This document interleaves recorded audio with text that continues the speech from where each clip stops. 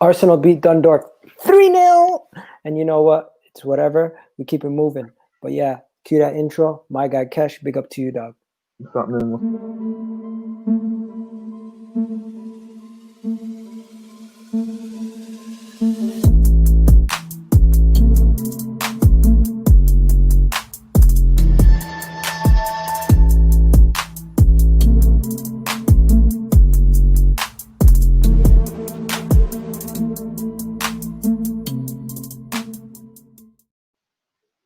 All right, ladies and gentlemen, you already know what it is, and we're going to be going through the game. First, you know what we do. We always have to go through a quick little recap of how the game went, just talk about the game. But yeah, so when you first seen the lineup, I'll bring the lineup on the board. What did you think about the lineup when you first seen it? So you got Runnerson, Cedric, Mustafi, Ainsley, Willock, Nenny, Xhaka, Pepe, Nelson, and Andy and Nketiah. What did you think of that lineup? When I saw the lineup, I didn't really care. I just saw Balogun on the bench, and that's all I was even focused on. Like, you know what I mean? Like, I expect our team to go and beat that sort of team, no matter who plays. You know what I'm saying? So the only thing I was really looking forward to was seeing Balogun come on. Yeah, no, definitely. Now, with the team, when we seen the bench, we seen that there was a lot of guys on the bench, but the main guy you're saying that you pointed out was Balogun, right? Pardon? Say that again? You were excited to see Balogun, but Yeah. we'll get to when he comes on, right? But I didn't think it was that crazy. Like, it was whatever. Evening Winter Surfer. Jeez, that beef was heated. Aye, bruv, it was hard, man. Like, we spoke about it after the show ended. Like, I was saying very good points, and just couldn't get there, you know? Everyone was just heated at the time. But I said what I had to say. I held my own, you know what I mean? That's what I just wanted. There's a lot more I still need to ask in a minute. But maybe we'll be able to do that before Sunday's game. We'll see. Big up to you guys. Big up to everybody. So yeah, now let's go to the Europa League website to see what took place in this game. Okay. So first things first, we're gonna go to the bottom. Of course, Joe Willock got a lot of the respect that he deserved after the match. But first, let's just go from the beginning. So the game begins. We don't do much, and then after, how long did it take for Eddie Nketiah's first goal? It took until 41st minute. Time, was it? Yeah, just before halftime. Yeah, so just before halftime, Eddie Nketiah scored in the 45th. What is that? No, that's Willock when he came out. Willock's goal happened so quick, right? Or was it Pepe's goal that happened quick? Okay, so first, Eddie Nketiah scores. Eddie Nketiah's goal was a scrappy goal where the goalkeeper made a big error, which led to the opening goal. There was a lot of moments that happened before that. Before that, if you remember, Pepe was playing really well on the right-hand side. He created a couple chances for Eddie. I thought there was a penalty earlier in the game, but then after Eddie just missed that good chance a moment ago after the volley of Pepe, he regretted missing that chance, and I was still cussing him. He ended up scoring this goal in the 42nd minute. A really scrappy goal, yeah. Yeah, it was a really good goal. I was proud of Eddie. Like, Eddie Nketiah deserves a little bit more respect because you know what? He does get criticized at a higher level than the majority of these guys. Say that again? Didn't quite get that. He does get criticized at a different level, like in comparison to the Joe Willocks and stuff, because he's played first team football a lot more. He's played a lot more first team football, that's the thing, yeah. In terms of Nketiah, these are the sort of games where you want him to grab his opportunities and show what he's actually capable of. I don't feel he shows enough sometimes, despite the goals, like in terms of his build-up play and things like that. Yeah, so in the 44th minute, he scores a goal, but then the next goal, it comes quickly. Now, Pepe made a mistake. He should have just passed the ball off to Joe Willock. He would have got an assist, but instead he took a shot. And then Joe Willock, I don't know how much I like the new hairstyle, but Joe Willock ended up, getting that goal. Yeah, great touch and good finish, really. Great touch, good finish. He put it in the roof of the net for the goalkeeper had no chance. He was probably the better of all the bunch that played, in my opinion. I feel there was a few moments where he showed a bit more to his game in terms of beating his man. Like, there's times when I watch Willock and I just think, what have you got? Like, what can you show me that you can do? Sometimes he tries to dribble past someone and he loses it. He doesn't know how to beat his man in the final third. But he showed a few little skills today. Yeah, we got the big guy, Believe Gunnar. Yes, my guy. Big up to you. Willock was class. Yeah, he was. Now, we will get to the player rating soon. We still need to finish the rest of the game. Now, halftime came, okay? Everyone was quite happy. You know what? Pepe's first half performance, he created the most chances for Arsenal this season, I think. He created, what was it? Obviously, this is not the level that we want him to create at. But do you know how many chances he created in the first half? He created a few, but he created 6 chances, mate. In terms of chances, though, like clear-cut chances, he doesn't do it for me. He doesn't create enough clear-cut chances. It's always that half a chance where a defender might have missed it, or it's that he does that predictable to put the ball on the left foot and whip it back post. But I do feel a lot of teams are actually clocking onto that. They're a bit more alert to it now. Yeah. Now, I get that. But 6 clear-cut chances, the stats sometimes stats are misleading. And then at halftime, a lot of crazy stuff was going on. You know, Tottenham actually lost it today. Yeah, they lost, yeah. Okay, so then second half comes, and then Pepe. Let me just tell you guys what Pepe did. He scored a banger with his right foot. With his right foot. Did you expect that?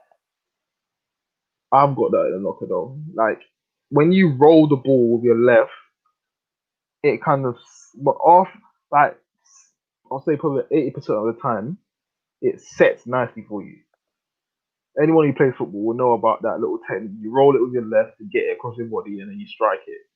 But take nothing away from it, it was a great strike. But as I've said in the past, to get the best out of Pepe, that's what you have to do. You have to get him opportunities where he can strike at goal, rather than him getting on the ball and trying to assist with someone else. Because I don't think he's creative like that, or he's got the intelligence to make something happen like that. Guys in the comment section are making me laugh, bro. I can't Bad people. Oh man, little do people know I stole that off you, you know. But you like my delivery though, don't lie. Yeah, that was good. It was good. Don't be politically correct, bro. Fuck that guy. All right, but yeah, let's keep it moving. So after we scored in the 46th minute, there was a couple of chances. There was a couple of substitutions. We seen Willian come on, right? At the end of the day, the game was over. Then we won, and now let's just move it on to the end of the game. Who do you think got man of the match? Man of the match for me, I think it would have to be Willock, to be honest. Yeah. So Joe Willock was given man of the match based on his performance. And they thought with the goal, with the amount of opportunities he did, a lot of people said he found his level because this is like a League 2 side in comparison to the Premier League. And then obviously what happened in Europe, there was some Molda won. So going into the next game, I think we're both top of the group, right? Mm-hmm. And then what else is there? Leverkusen lost. Nice won. But yeah, Rangers won. Where's Celtic? Rangers performing well today. Celtic won, didn't they? You know, Omelette was up 1-0 versus PSV, and then they lost. Yeah. Anyways, Omelette, good team. Check them out. But yeah, let's go to the stats now. Game stats, right? When I look at the stats, you know what? They're a little bit misleading. Dundalk did not have a chance. They did not have an actual shot. But if you look at the stats, it will tell you a little bit differently. It will tell you that they had maybe created a couple chances, but they did not do nothing. The whole game for them was dead. I'm not surprised, really. Like, in that league, if you watch the way teams play, I'm not sure if you've ever seen an Irish game. It's like an olden English football. It's like the olden days. So when I saw them trying to play out the back, I thought to myself, that's just them trying to play safe. That's not their game. Okay, so this is the full-time match report, okay? So you just pretty much see the goals, the substitutions, that's it. It's very dead. And then the team sheets, you see who came on, What? Why are we looking at? How the elder and El Neni managed to have that armband though? Oh, that was so Is shocking.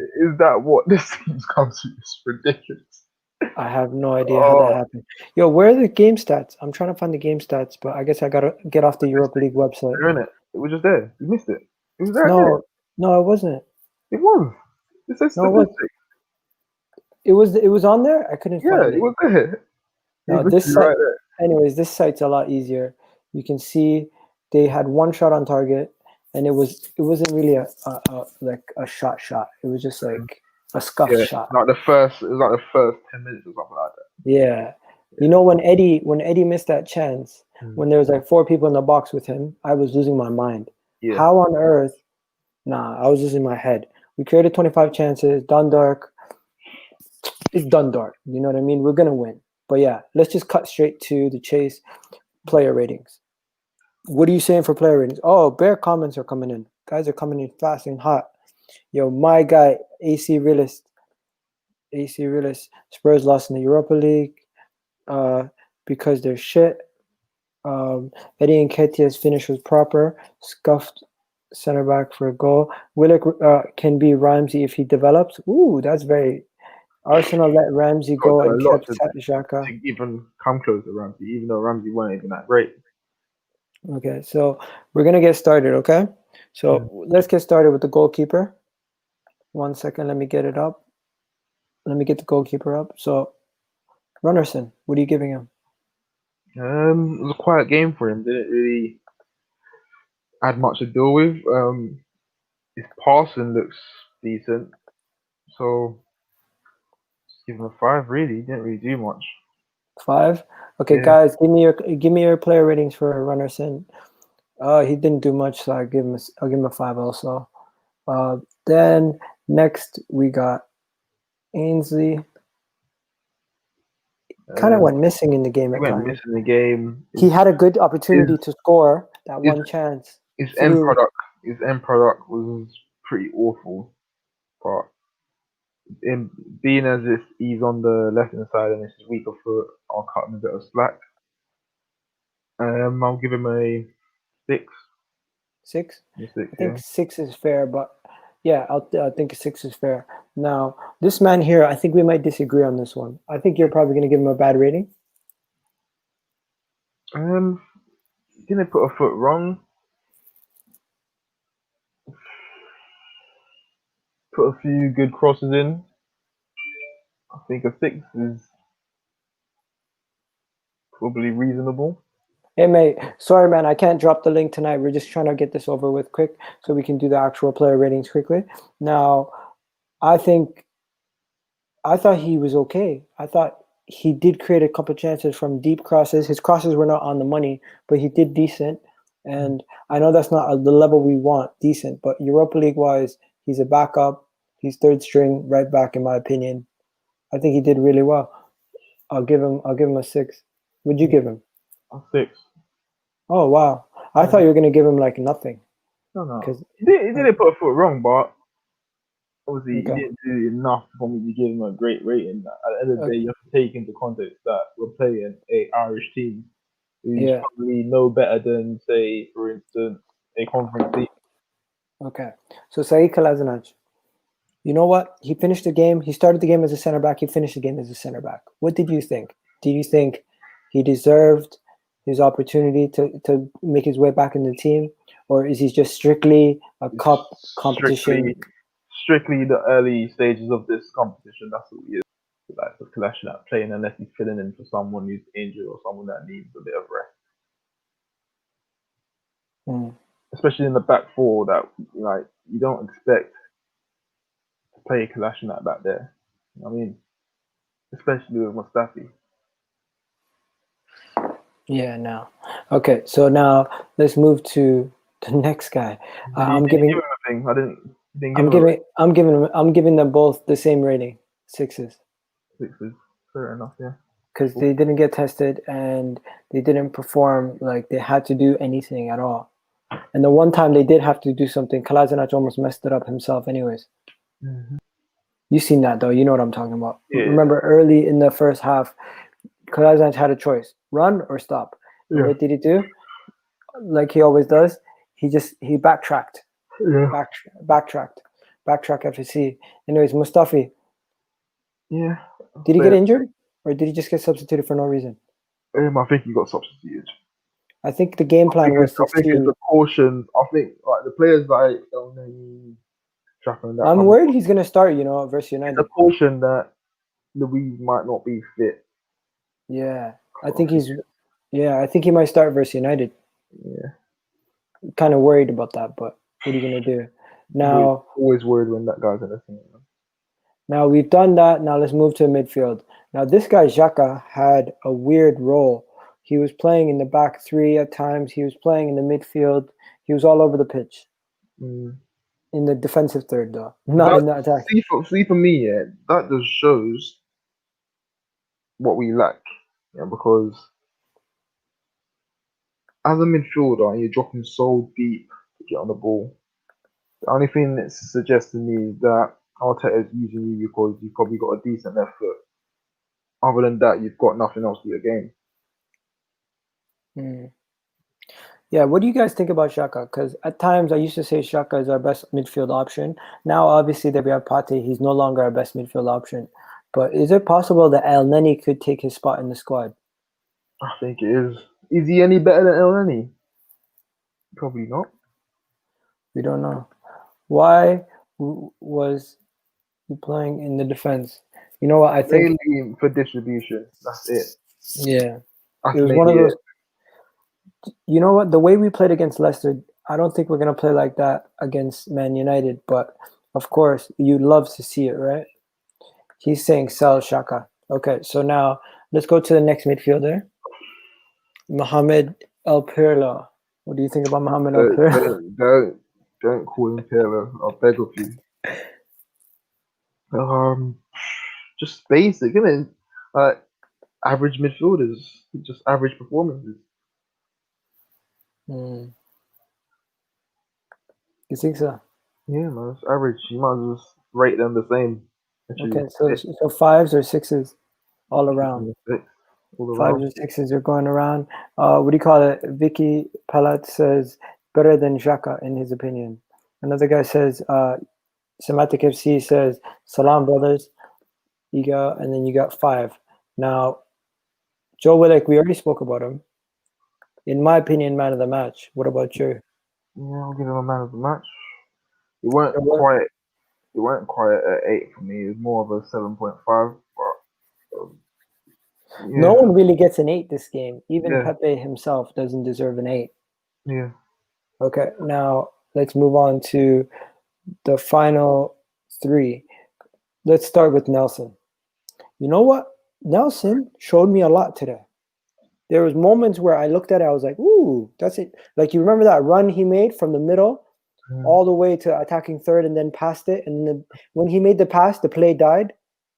What I would say, though, sorry, Nelson, it's a hard one, yeah, because he looks good at times, but then when it comes to the final balls, I think he lacks it there. And what he was trying to do today, I don't see him doing it when it's against Premier League opposition. Like, the only time I've ever seen Nelson that looks good, it's always been in Europa League when it comes to playing on a Wenger and Emery. Because normally in the group stages, you're playing teams that's not really so great. That's when he's got come to shine. If he can take some of what he had today into Premier League games, then maybe I'll start believing in him. Okay. But one thing I would say about him, though, sometimes when it comes to playing the final ball, he needs to just be a bit more composed. I don't think he composes himself. Sometimes he rushes it. Like, there's a lot of times today when I saw him try to swing a ball in, but he swings it in so early that he doesn't even realize no one's even in the box. He doesn't look up enough for me. Yeah, definitely. Yo, Michael, you'll jump on next time, mate. What we're gonna do? We're gonna be wrapping up soon. We're almost done now. 1 second. The next thing that I wanted to get on was, do you want to go Eddie first or Pepe first? Because in my opinion, we should leave Pepe for last. Go Eddie. Yeah. Eddie and Nketiah. Tell me what you thought about Eddie and Nketiah's performance. Don't forget, he did open the goal. You know what I'll say? Because I was having this discussion when I was with my boy. He was in the car. And he was trying to get at me in it, saying, but I thought you said that Eddie will be this best thing. I was like, no chance, because I've always rated Bolligan more than Eddie. What I did say was Eddie needs to get games so we can see, so we can assess him as fans if he's good enough.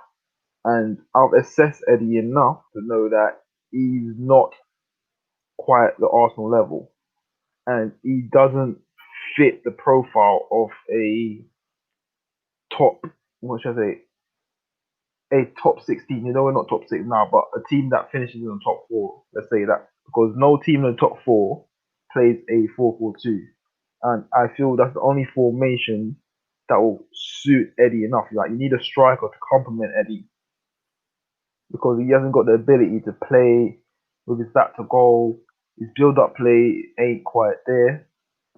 So I feel if he plays in a 4-4-2 with someone next to him, like a big target man, you can get more out of Eddie Nketiah. In terms of his performance today, it wasn't great. It wasn't great. I feel that at times he should be taking the ball, trying to run at these defenders. Remember, these ain't Premier League defenders. Like, as a youth player, you've got to be going into these games and trying to light it up. And he doesn't seem to have that optimism, like, to go and do that. Like, if someone, say for instance, it was Saka played today, you see a bit more excitement trying to run at the players.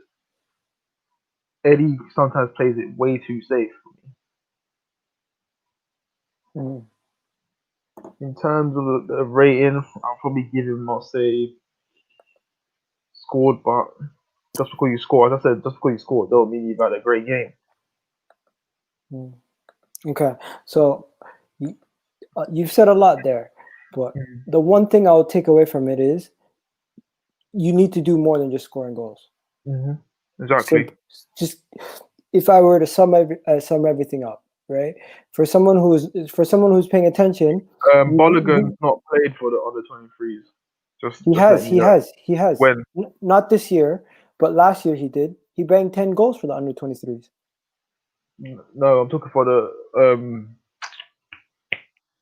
for England. Oh no. That's what he's talking about. Yeah, I was talking about Arsenal. Anyways, under 18s, he scored like 25 goals in the English Premier League, right? Now, Pepe. Can I just go in on Pepe? Yeah, Pepe has shown us on the left, he has a level of unpredictability. On the right, he becomes so predictable. Should we be playing him on the left? I don't feel it matters. Obviously, I understand him playing on the left because then it's a stronger foot. He doesn't have to really cut back all the time. He can just whip the ball in. But at the same time, even when I've seen him on the left, he's 1v1 and he still slows down the play. Remember, it's harder to beat a man when you stop the ball. When you stop the ball dead on, it's harder to beat the man rather than when you let the ball roll, you be a bit more direct. When you slow down the play and you let a man able to slow down, get his body shape right, get down low while he's preparing to defend, it's easier for the defender. And I feel that he always stops it because in his head he's like, I've got to take this man on, I've got to do a bit of skill to beat him. Rather than just playing at a certain tempo, he slows the game down too much for me. Nelson's not human. He definitely slows the game down. You've mentioned this before. You feel like at times his football IQ is not as high as you want him to. No. Yeah. It's kind of like he does too much like tricks and skills. But that's the thing. When your football IQ is not quite there, I'd rather, as a winger, if your football IQ is not there, I'd rather you be direct. Because then some players, they play better when they ain't got time to think. But he's giving himself time to think, and it doesn't work for him. It's like Walcott. You got to Walcott. Walcott was always good when he's not got enough time. That's where Walker was at his best. When you give him time to think, that's where you just thought, poor performances. But I don't think the coaches at Arsenal is trying to drill that into Pepe's head. I don't know if they are. What about this? Pepe scored today on his right foot. Anyone can score that? No, it's a great goal, but as I said before, that little technique what he done, that little technique that he rolls it and then shoot. It's what a lot of players who's got a weak foot. If you do that technique, you understand what it does for you. It kind of it's like a motion thing. Like you roll it and it sets you to strike the ball a lot better than you actually using your right foot. It gives you more power. It gives you more power on the ball. Go. Yeah. So take nothing away from it. Great goal. But it goes back to my point where I say you need to get him into opportunities where he's going to score rather than him being on the ball. That's how you get the best out of Pepe. Okay. So to wrap it up, 3 things you learned, mate. Because we could talk about Pepe all day. What I've learned is... And tell me who you want me to put up on the board when you're talking. What I've learned is we need this kind of set up in a way where... I'm talking about the game on Sunday. We need to set up in a way where Damian's through the middle, our wingers are tucking in, because I feel Man United will play 3 at the back. Or winger and strikers basically need to occupy all 3 centre backs. That's how we're going to get the best. Try and get the best result. Rather than just a Damian playing. That's if he plays with Damian, which I think he will. Damian plays through the middle, Maguire marking him, and then one of the centre backs can cover.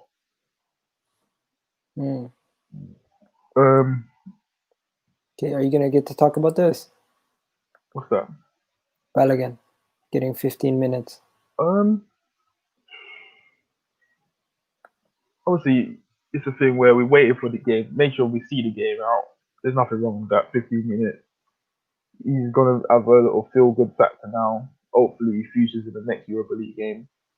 All depending on how much we're leading by and everything. So it's just the beginning, and it's just the beginning.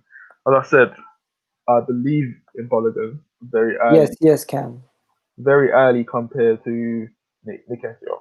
He's got more about his game, and we'll see it. Trust me, we'll see it. Yeah, so United are probably going to play the diamond midfield. So we're probably going to have to play a 3 at the back, in my opinion, to match, to have the ability to mark the 2 strikers. Yeah. Mm-hmm. What do you think? I'm not fussed if you play the 3 at the back. As long as we're gonna play centre backs. I don't want to see no Kolasinac there. I don't want to see Tierney there. I want to see Tierney playing as a wing back. He's got the legs to get up and down. That's what I want to see. In terms of Man United playing the diamond now, that's where I feel Partey comes in. Yeah. That's where I feel you play the likes of Partey and El Neni. That for me seems like a perfect game to play Partey and El Neni.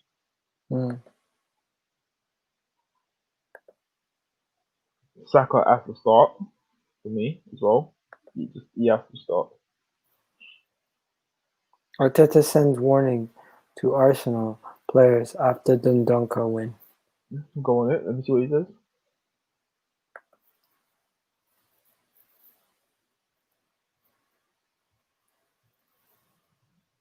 Of course, it's about Manchester United. Okay. Basically saying the next game won't be like this. Yeah, that's the thing about playing in Europa League though.